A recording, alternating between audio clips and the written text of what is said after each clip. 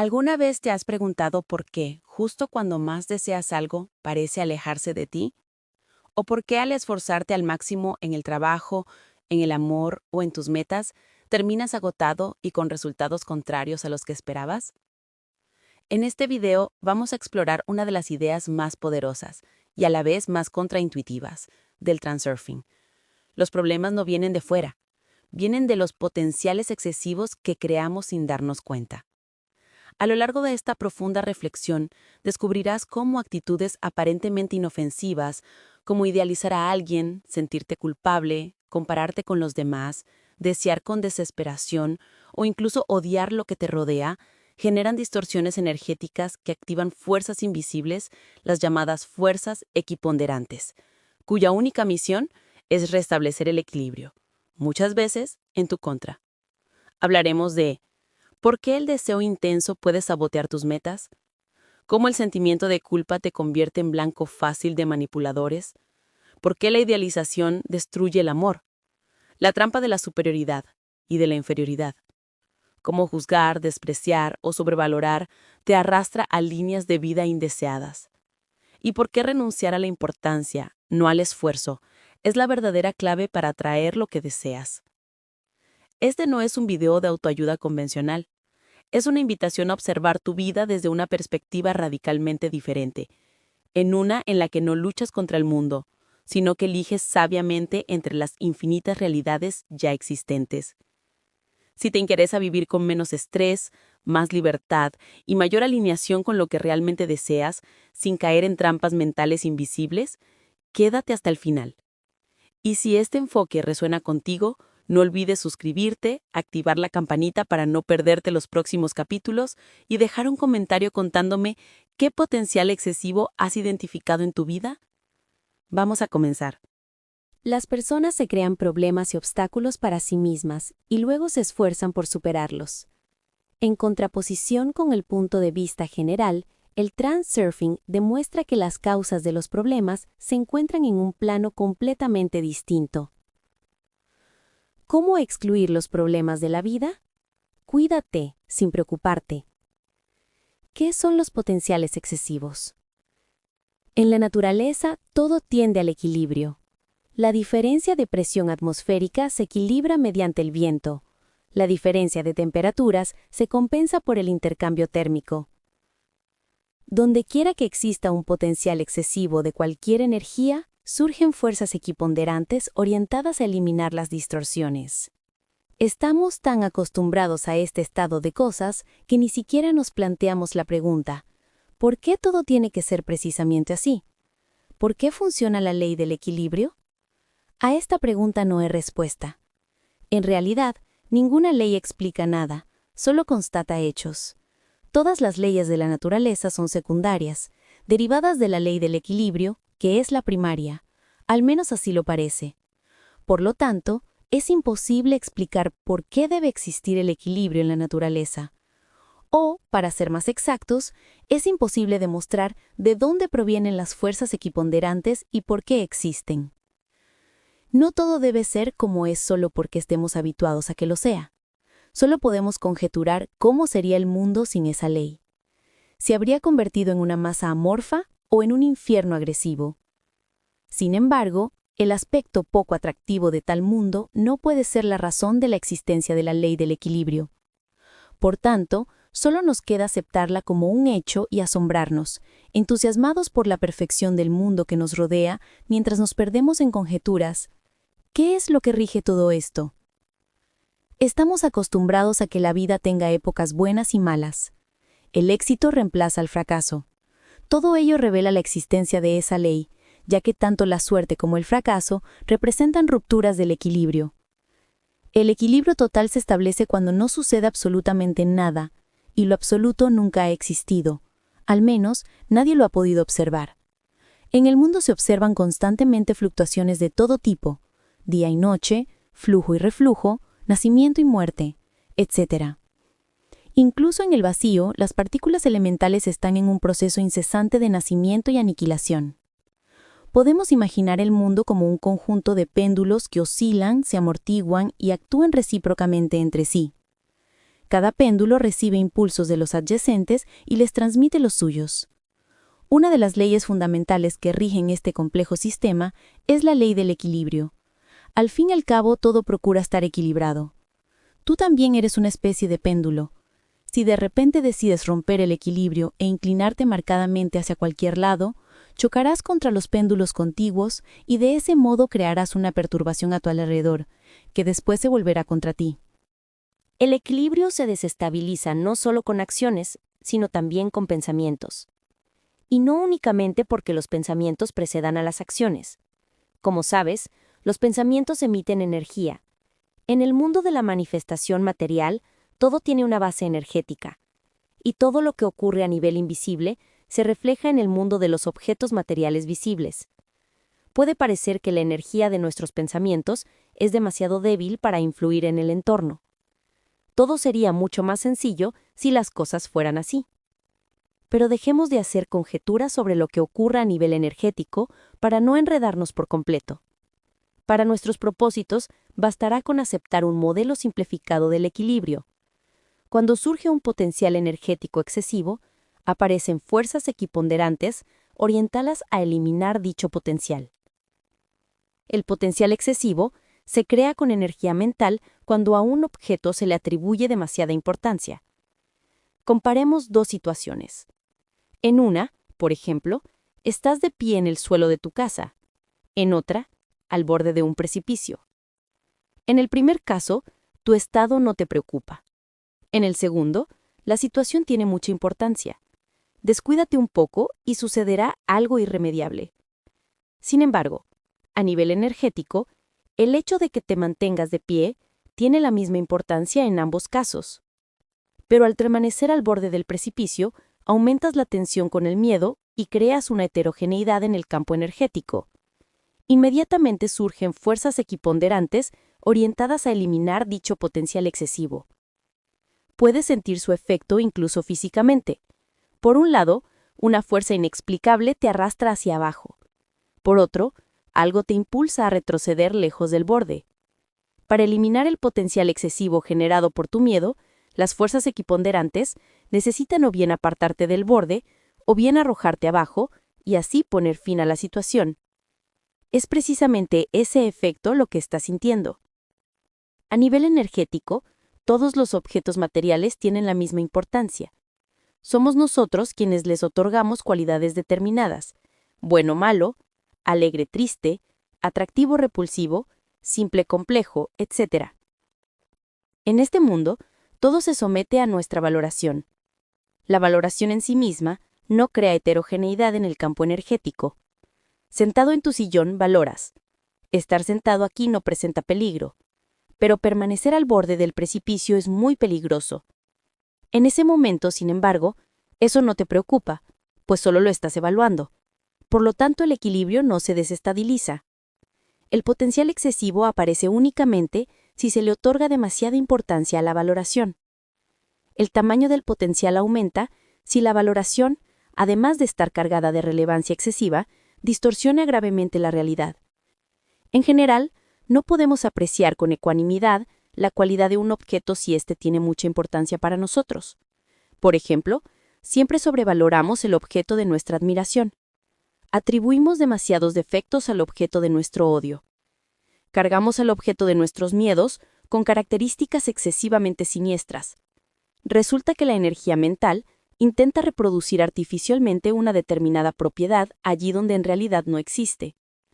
En tal caso, se crea un potencial excesivo que provoca el viento de las fuerzas equiponderantes. La desviación en la valoración que distorsiona la realidad puede producirse en dos direcciones: al atribuir al objeto cualidades excesivamente negativas o excesivamente positivas. Pero el error en sí mismo no tiene ninguna importancia. Presta nuevamente atención. La desviación en la valoración produce un potencial excesivo solo si dicha valoración tiene mucha importancia. Únicamente la importancia que los asuntos u objetos tengan para ti, específicamente, proporciona energía a tu valoración. Los potenciales excesivos, a pesar de ser invisibles e intangibles, desempeñan un papel considerable y, además, pérfido en la vida de los seres humanos. La actitud de las fuerzas equiponderantes de eliminar esos potenciales genera una inmensa parte de los problemas. La perfidia de los potenciales radica en que, con frecuencia, la persona obtiene como resultado algo totalmente opuesto a su intención, por lo que no queda claro en absoluto qué está ocurriendo. Como consecuencia, surge la sensación de que actúa una fuerza inexplicable, una especie de ley de Murphy. Ya hemos abordado este asunto al analizar por qué obtenemos lo que menos queremos. Y con el siguiente ejemplo, veremos el caso contrario: cómo se nos escapa aquello que deseamos. Existe una creencia errónea según la cual, si te dedicas por completo al trabajo, puedes lograr grandes éxitos. Visto desde la perspectiva del equilibrio, será evidente que sumergirse en el trabajo significa colocar en un platillo de la balanza el trabajo mismo y en el otro todo lo demás. El equilibrio se rompe y las consecuencias no se hacen esperar. El resultado será diametralmente opuesto. Si para ti trabajar más significa ganar más o mejorar tu nivel profesional, en ese caso, por supuesto, es imprescindible que emplees cierto esfuerzo. No hay problema con ello. Pero como en todo, hay que conocer los límites. Si sientes que te cansas demasiado, que el trabajo se ha convertido para ti en una auténtica galera, significa que debes reducir el ritmo o cambiar por completo de trabajo. Los esfuerzos excesivos te llevarán infaliblemente a un resultado negativo. Veamos cómo ocurre eso. Además del trabajo, tienes un determinado sistema de valores: tu casa, tu familia, el entretenimiento, el tiempo libre, etc. Si a todo eso opones el trabajo, es evidente que has creado en su lugar un potencial muy fuerte. En la naturaleza, todo tiende a mantener el equilibrio, es decir, independientemente de tu voluntad, surgirán fuerzas que actuarán para disminuir ese potencial excesivo. Estas fuerzas pueden manifestarse de múltiples maneras. Por ejemplo, te enfermas. Entonces de ganancias ni se habla. Puedes caer en una depresión. Y cómo no, si te estás obligando a hacer algo que para ti supone una carga. La mente te repite: venga, vamos, hay que ganar dinero. Mientras tanto, el alma, la conciencia, se asombra. ¿Acaso para esto he venido a este mundo? ¿Para sufrir y atormentarme? ¿Para qué necesito todo esto?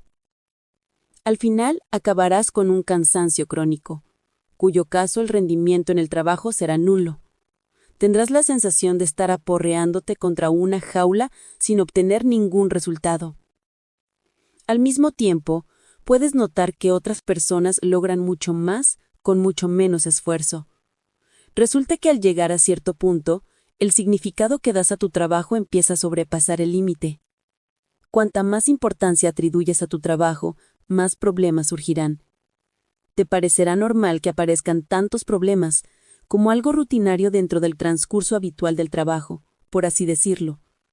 En realidad, tendrás muchos menos si reduces tu listón de importancia. La conclusión es clara. Debes revisar conscientemente tu actitud hacia el trabajo para eliminar el potencial excesivo. Has de tener tiempo libre para hacer lo que más te guste, aparte del trabajo.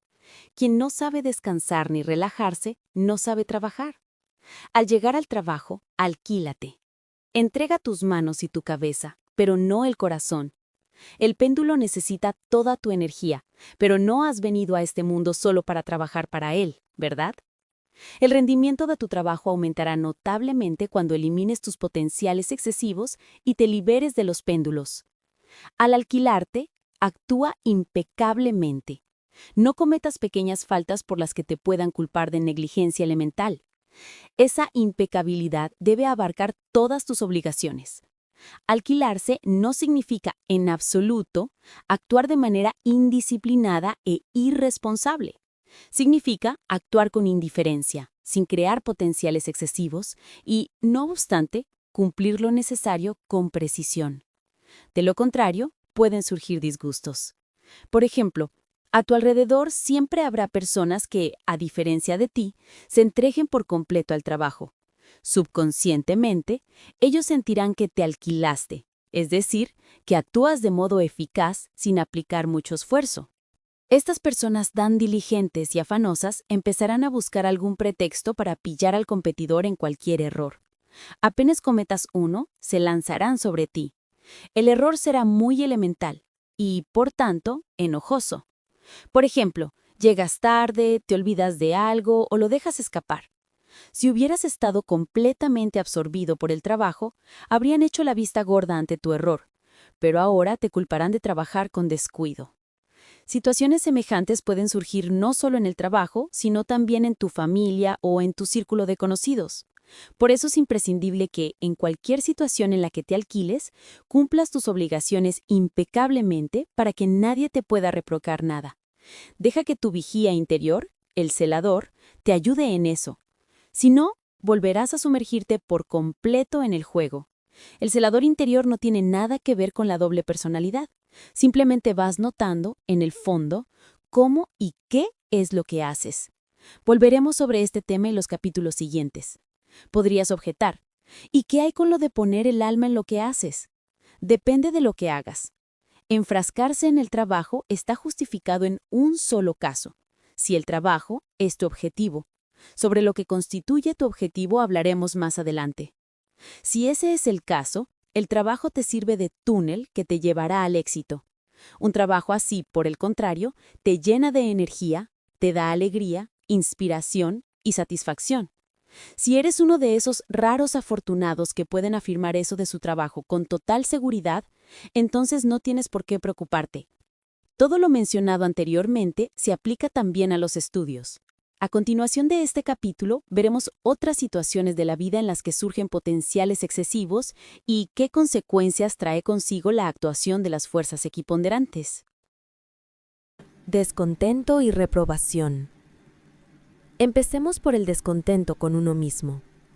Esto se manifiesta como insatisfacción con los logros y cualidades personales, así como en un rechazo activo de las propias imperfecciones.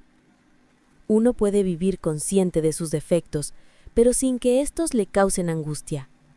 En cambio, si los defectos no le dejan en paz y adquieren una gran importancia para él, surge un potencial excesivo.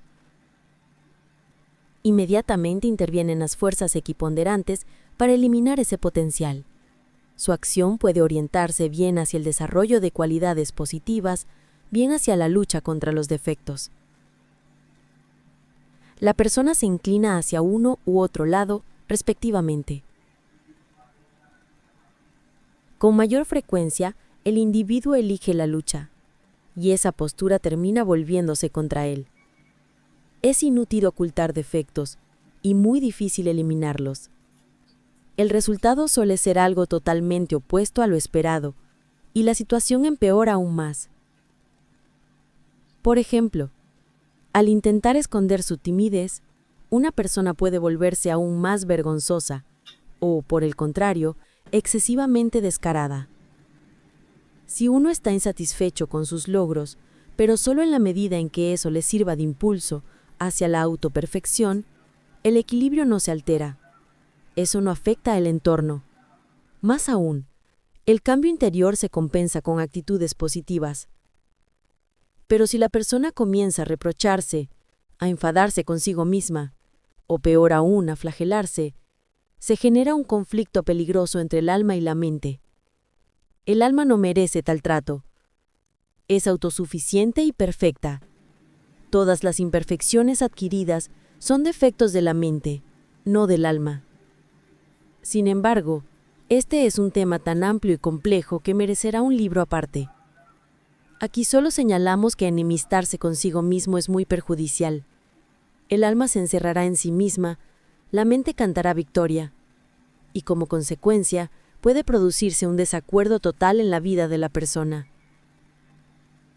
Para evitar tener que recurrir después a la ayuda de un psicoanalista, lo primero que debes hacer es relajarte y perdonarte todas tus imperfecciones.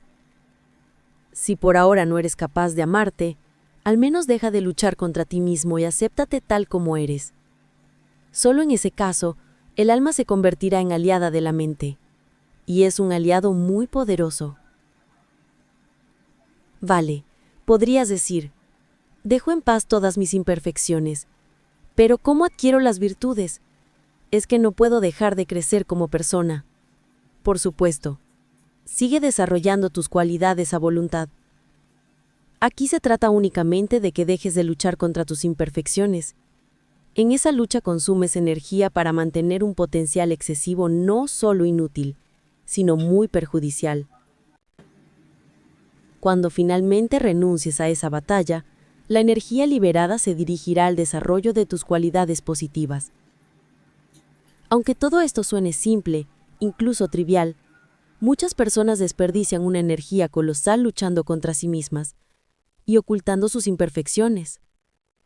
Se condenan, como si fueran titanes, a cargar con ese peso toda la vida.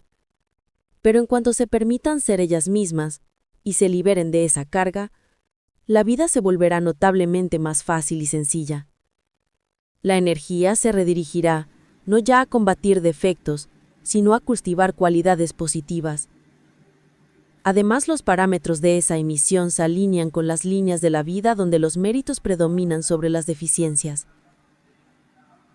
Piensa, ¿cómo podrías desplazarte a líneas de la vida en las que tienes una buena forma física? Por ejemplo, si todos tus pensamientos giran únicamente en torno a tus defectos corporales. Obtienes precisamente aquello que menos deseas. Si al no estar contento contigo mismo, entres en conflicto con tu alma, al estar descontento con el mundo, entres en confrontación con una gran cantidad de péndulos. Y como ya sabes, no hay nada bueno en caer bajo su influencia. Y peor aún, es pensar en luchar contra ellos. El descontento representa una emisión bastante material, cuya frecuencia encaja perfectamente con las líneas de la vida donde todo lo que te causa descontento se manifiesta de forma más destacada. Al sentir que te arrastra hacia esas líneas, te vuelves aún más descontento. Y así sucesivamente, hasta que llegas a una línea en la que ya eres un anciano enfermo, incapaz de cambiar nada. Entonces solo te queda buscar consuelo quejándote de este mundo en compañía de otros que piensan como tú y evocando recuerdos de tiempos pasados, en los que, supuestamente, todo era mucho mejor. Cada generación está convencida de que la vida ha empeorado. No, la vida no se vuelve peor en general, sino solo para cada generación determinada y únicamente para aquellos que están acostumbrados a revolcarse en su disgusto por el mundo. De lo contrario, después de tantas generaciones, la humanidad ya habría caído en un verdadero infierno. Es una imagen deprimente, ¿verdad? Es precisamente este primer aspecto del descontento con el mundo lo que conduce al empeoramiento progresivo de la propia vida. Pero hay otro aspecto perjudicial en esa costumbre de expresar rechazo, la alteración del estado de equilibrio. Tu disgusto genera un potencial excesivo en el espacio energético circundante, independientemente de si ese disgusto es justificado o no. Ese potencial da lugar a fuerzas equiponderantes que intentarán restablecer el equilibrio. Si esas fuerzas actuaran para mejorar la situación, sería maravilloso. Pero por desgracia, a menudo ocurre justo lo contrario. Las fuerzas equiponderantes tratarán de hacerte retroceder, reduciendo al mínimo tus pretensiones sobre el mundo, lo cual les resulta mucho más fácil que cambiar todo aquello que te disgusta. Imagina qué pasaría si un gobernador comenzara a expresar activamente su disgusto por todo lo que ocurre en su país. No importa si sus intenciones son buenas o malas, sería destituido, o incluso aniquilado físicamente. Toda la historia de la humanidad confirma este patrón. En resumen, la actitud de las fuerzas equiponderantes estará dirigida a disminuir tu influencia sobre el mundo circundante. Esto puede lograrse de múltiples maneras, afectando tu cargo, tu trabajo, tu salario, tu casa, tu familia, tu salud, etc. ¿Ves ahora cómo las generaciones de ancianos terminan con la vida que tienen? Ahora veamos la cuestión desde el otro lado. Podría parecer que si nos alegramos por el mundo en el que vivimos, las fuerzas equiponderantes, por analogía, deberían estropearlo todo o relegarnos a un rincón lejano. Sin embargo, eso no sucede, siempre que nuestra alegría no se convierte en una actitud ñoña o en un entusiasmo desmedido. En primer lugar, según la ley del transurfing, al alegrarnos emitimos energía constructiva, la cual nos traslada a líneas positivas de la vida. En segundo lugar, esa energía no genera el tipo de potencial destructivo que las fuerzas equiponderantes buscan eliminar. No es casualidad que diversas corrientes filosóficas y religiosas coincidan en que el amor, en su sentido más amplio, fue la fuerza constructiva que creó el mundo. Es comprensible que la fuerza creadora del universo haya engendrado también a las fuerzas equiponderantes. Ellas velan por el orden del mundo y no pueden actuar contra la energía que las originó. Desde la perspectiva del transurfing, la costumbre nociva de mostrar disgusto por cualquier nimiedad nos perjudica al perseguir lo que deseamos. Solo nos impide alcanzarlo. Por el contrario, la costumbre de experimentar pequeñas alegrías por cualquier motivo, por insignificante que parezca, resulta muy beneficiosa. La conclusión es clara. Necesitamos sustituir la vieja costumbre por una nueva. La técnica para lograrlo es muy sencilla. En primer lugar, por muy trivial que suene, no hay mal que por bien no venga. Si te propones encontrar algo positivo incluso en situaciones que te parezcan negativas, lo lograrás sin esfuerzo. Conviértelo en un juego. Con la práctica constante, con el tiempo la vieja costumbre será reemplazada por una nueva. La capacidad de hallar siempre y en cualquier lugar lo positivo y alegrarte por ello. Es una costumbre muy útil para ti y terrible para los péndulos destructivos. En segundo lugar, si realmente te sobreviene una desgracia ante la cual alegrarse resulta totalmente antinatural, puedes seguir el ejemplo del rey Salomón, quien llevaba en el dedo un anillo con una inscripción siempre a vuelta hacia adentro, de modo que nadie pudiera verla. Cuando Salomón enfrentaba una desgracia o un problema de difícil solución, giraba el anillo y leía estas palabras: "Y eso también pasará. Y eso también pasará". La costumbre de manifestar descontento se formó en los seres humanos bajo la influencia de péndulos destructivos que se alimentan de energía negativa. Tú, en cambio, con esta nueva costumbre, generarás energía positiva que con un flujo muy potente te conducirá a líneas de la vida positivas.